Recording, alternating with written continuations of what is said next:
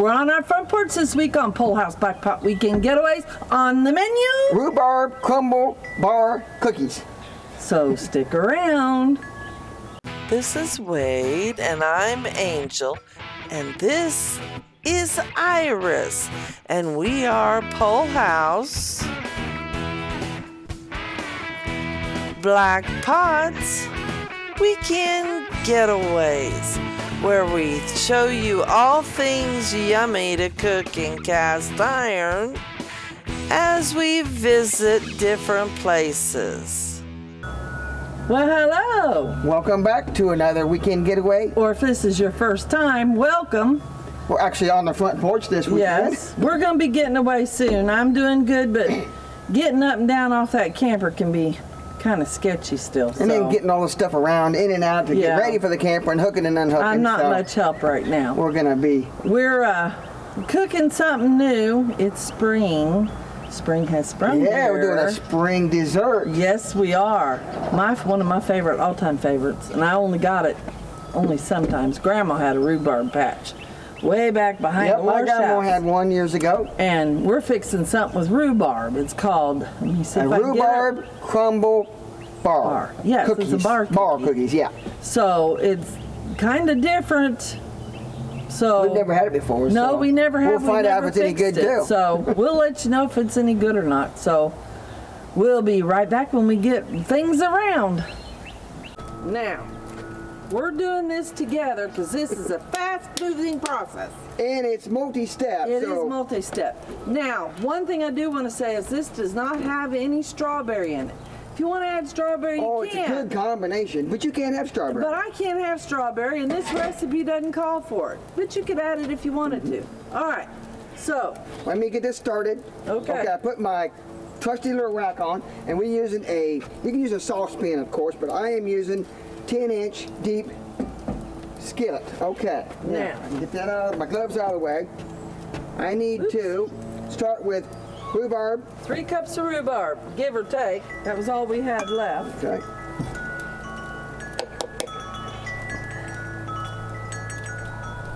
The zest of 1 lemon.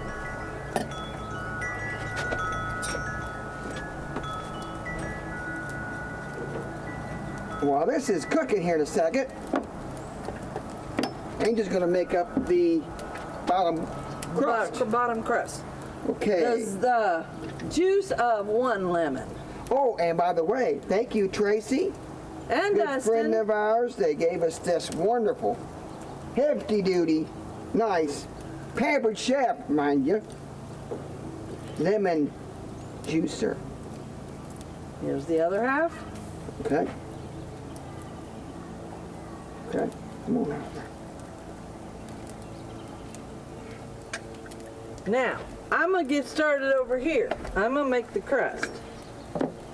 This thing works great, Tracy. Now, wonderful one. I'm doing I hope this is right. I did a pre-mix for both the bottom and the top. Now, I didn't write on there what I needed because I knew we're right here at home. But when I camp, I do my dry ingredients, so does Wade, and then we write on there what wet ingredients we need. Yeah. Which isn't a whole lot. This is flour, sugar, hope it's got sugar. Yeah, it does. Flour, sugar, baking powder. To that, ooh, I really did enough. I'm putting 2/3 cup of butter, real butter. Not no margarine here. You can hear our wind chimes. It's windy again. Oh, yeah. We actually put this off a couple of days because a couple of days ago it was windy and rainy. And we had 45-mile-an-hour winds. It was not good for cooking. So this is Friday again, and I'm going to be busting a move to get it edited in time. Yeah, 2 days, like last week. Hey, you know something else? What's that? I do believe Dustin and Tracy are the ones that gave us this pastry knife. I think you're right. It's Pampered Chef too.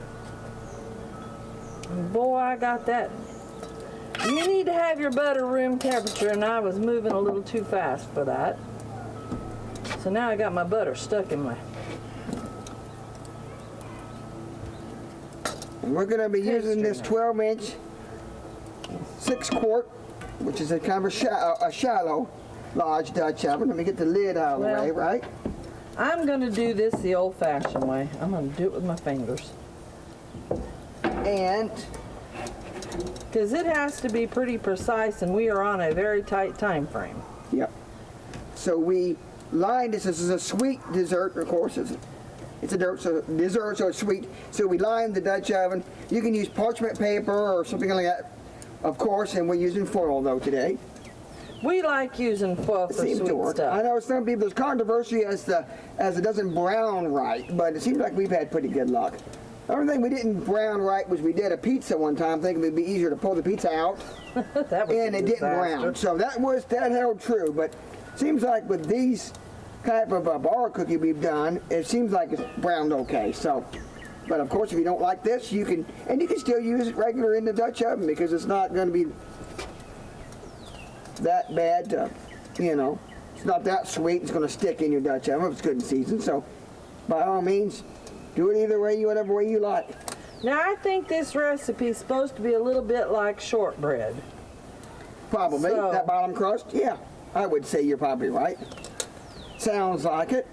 We do this, I think we did it a number of years ago, probably a couple years ago, and it was a shortbread cookie. And I think we do apricot. I think so. I can't remember. I can't remember either, but it uses the shortbread on the bottom, and then you use some type of an all fruit spread, like apricot or blackberry, raspberry, strawberry, whatever you like. Now, Angel, this needs to cook just a couple of minutes after it comes to a boil, Yes. and keep it stirred so it doesn't Right, stick. And right. then I'm going to add a Third of a cup sugar and a tablespoon. of cornstarch, right? Yep. Okay. And then there's not much liquid in here, hon, None- which is probably well, what we want, right? Yeah, we don't want a whole lot of liquid. We don't want To this, I'm Simply- adding 1 large egg. Now that's a little different than some shortbread Yes, it recipe. is.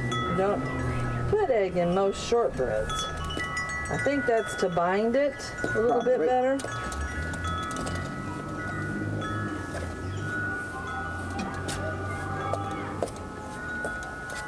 I'm going to keep this stirring because I don't want this sticking on the bottom because I have a fair amount of heat, of course, coming up through there. So keep it stirring around. It'll be fine. Okay, I'm gonna call that good. This doesn't have to cook very long, so it's probably good, right, hon? Yep. Okay, I'm going to add my cornstarch and sugar. Now I'm just gonna Mixture. pour this base in here. I'm gonna use that again. And you push this down in here. With your fingers, Yep. works good. Now, we've done a couple of different things on some of these that you put in. If you're pushing some type of a cookie, a bar cookie, or anything like that, a shortbread, and it kind of gets sticky with your finger, you can actually use a little bit extra oil on your fingers to keep your fingers from sticking to that. So several options. Now, Sometimes even water works.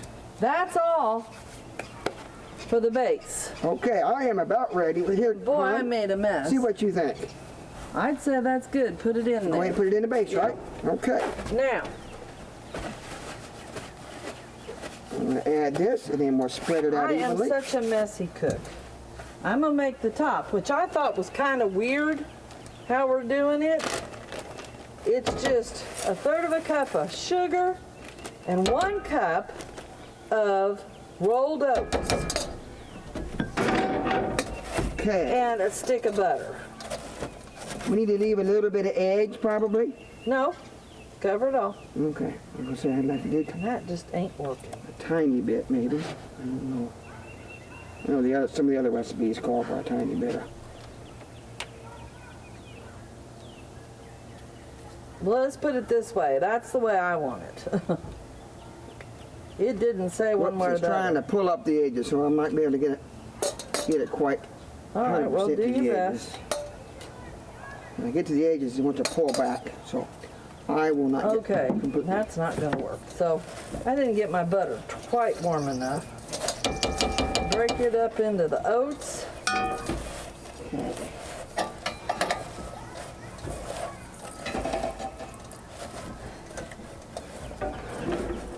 our this out of the briquettes way. looking? Now, I did add Getting close. a little bit of allspice to this because I didn't think I'd like the flavor of the just plain oats on here. And I did a premix on this too. I would agree. What? Usually with a fruit or something like that, it never hurts to put some kind of a spice, a little bit like cinnamon or Okay, whatever. now I got that pretty well incorporated. Okay. So I'm gonna just drop some of it. Just like a regular little Why don't you crumble. help me drop some of it.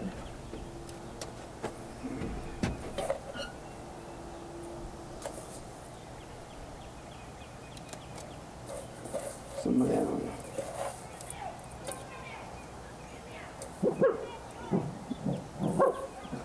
Yes, Iris is supervising yet again.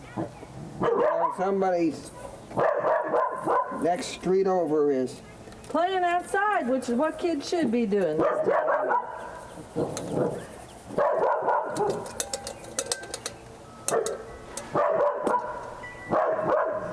looking like. Looks good. That's good enough. It's a crumble. It doesn't have to be perfect. It's kind of like an apple. It's kind of like an apple crisp Yeah. type of topping, isn't it, that we use Yes, a lot it of is. times. You need that. Yep. My hands are a little bit sticky and we're quite messy. We're gonna, I guess I'm gonna step out of here and let the him lid do on. his thing.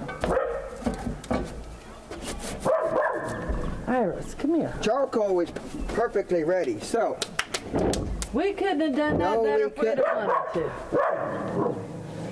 to. Iris, baby, come here. okay, there. We're doing a standard bake, right, hon? Yes. So we're doing 30 pieces of charcoal. We'll put 10 on the bottom, 20 on top. And Wade, guess how long this says it needs to Probably cook? 30 minutes, No, 40 to 45. 40 to 45. Well, okay, well, we'll find out if it works. I don't see how we're gonna need I that wouldn't time. think, but We're gonna check it at 30 minutes. yeah, we certainly, I would agree that we certainly should.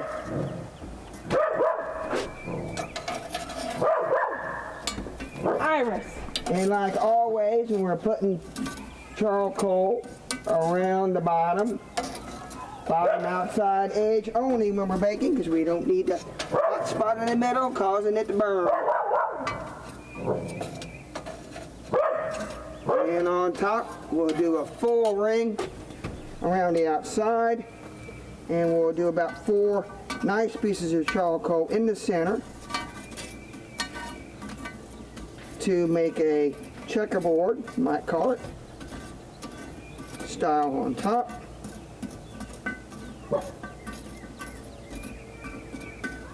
It's going to be about all we need there. Spread these out evenly. If you put them out fairly even, they're going to cook more even, I think. Even though we are going to rotate our Dutch oven, still everything we can to do to keep promotion for even cooking. Now, the wind's coming and going. Doesn't look like right now it is, but sure enough, if you assume it's not going to be blowing, it'll come back up. So we're going to put a wind guard on. and that is because That wind is not our friend, it's our enemy. It'll just blow the heat out from under. It'll blow it around. It'll cause your charcoal to heat up. That extra oxygen will make it really get hot faster, and it'll overheat things and it'll burn up faster too.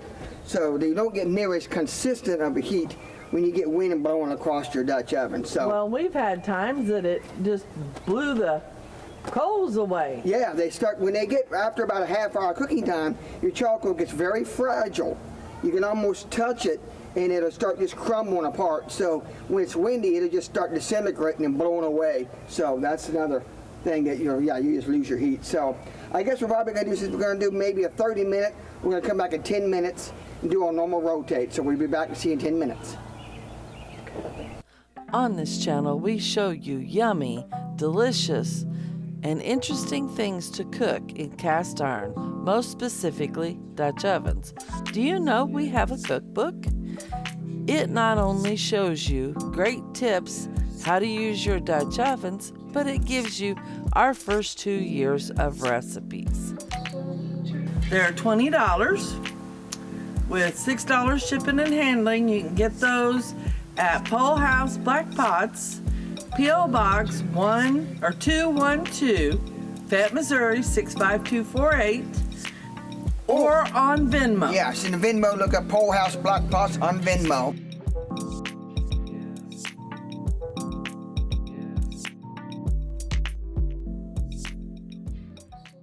This is our first rotate, and like any other time, we rotate the whole Dutch oven 1/3 of a turn in one direction. Then we rotate the lid 1/3 of a turn in the opposite direction, being careful not to raise the lid because we don't want to let out any of the heat.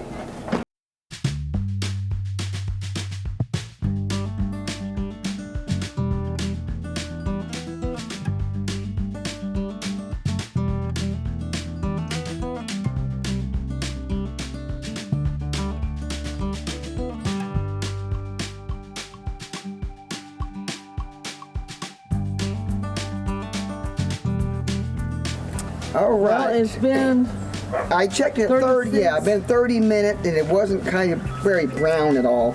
So I figured it needed a little bit more time. So yeah, about 6 more minutes, and we'll see what it looks like now.